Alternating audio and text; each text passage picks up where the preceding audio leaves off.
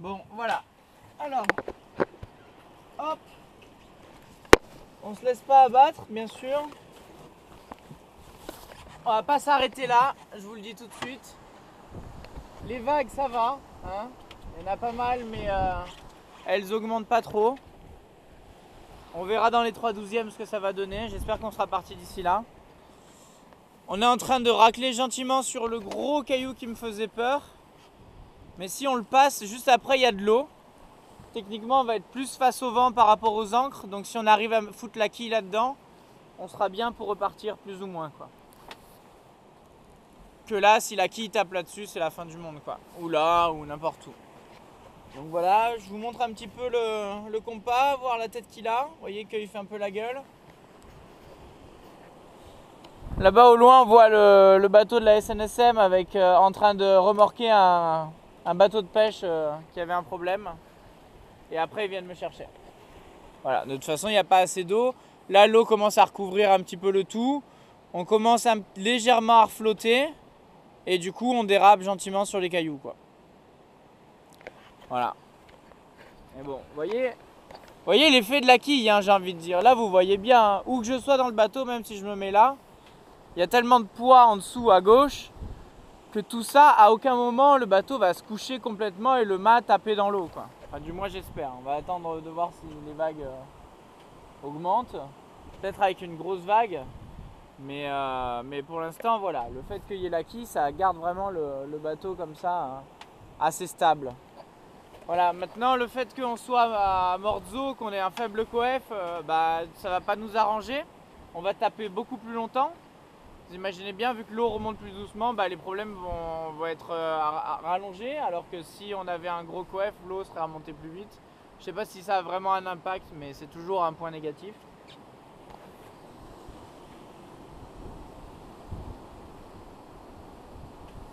Moi, ce qui me fait le plus peur, c'est les vagues.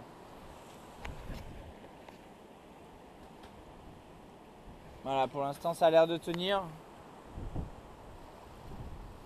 J'ai bloqué la barre pour pas qu'elle tape non plus dans les rochers, pour pas abîmer la barre, au moins préserver ça.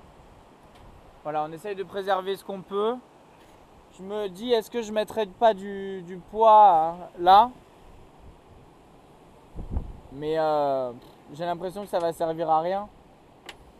Parce que tant que le bateau est pas vertical, il tape pas. Enfin, c'est pas trop dangereux, il dérape juste.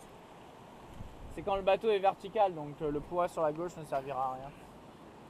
Et quand le bateau est vertical et qu'il n'y a pas assez d'eau, là c'est terrible. Terrible. Je sais pas si ça vous est déjà arrivé une fois, mais je vous le souhaite pas, vraiment. Contre des cailloux en plus, j'aurais pas pu être sur du sable. Ici, il y a pas. C'est là où on vient chercher les bigorneaux. Alors vous imaginez bien que c'est coquilles d'huîtres, chapeau chinois et moules, enfin tout ce qui peut couper sous l'eau, ça y est, quoi. Et tout ça, c'est accroché solidement à la banche, donc une roche réputée pour être très costaud.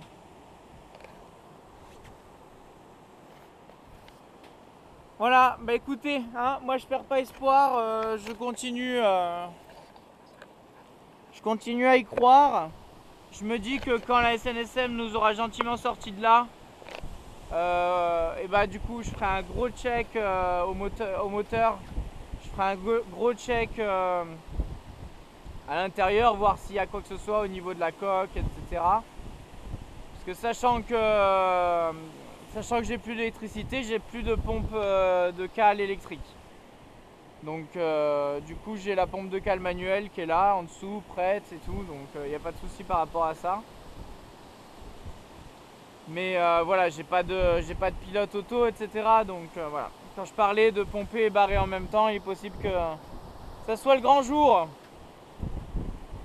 Voilà, bah écoutez, hein, on remonte gentiment, on croise les doigts pour Saori, parce que tout le reste, il n'y a pas de souci, c'est vraiment le bateau le souci. En espérant que tout se passe bien. Voilà.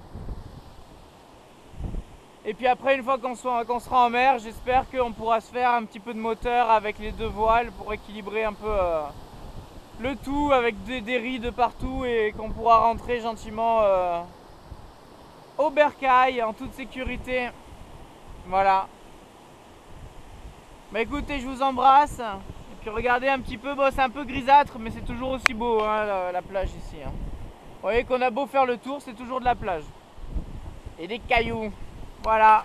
Avec les dunes, on voit bien là les dunes de sable à passer avant d'arriver à la forêt. Bon écoutez, je vous embrasse et puis je vous retrouve tout à l'heure en espérant être sur l'eau. Bye bye.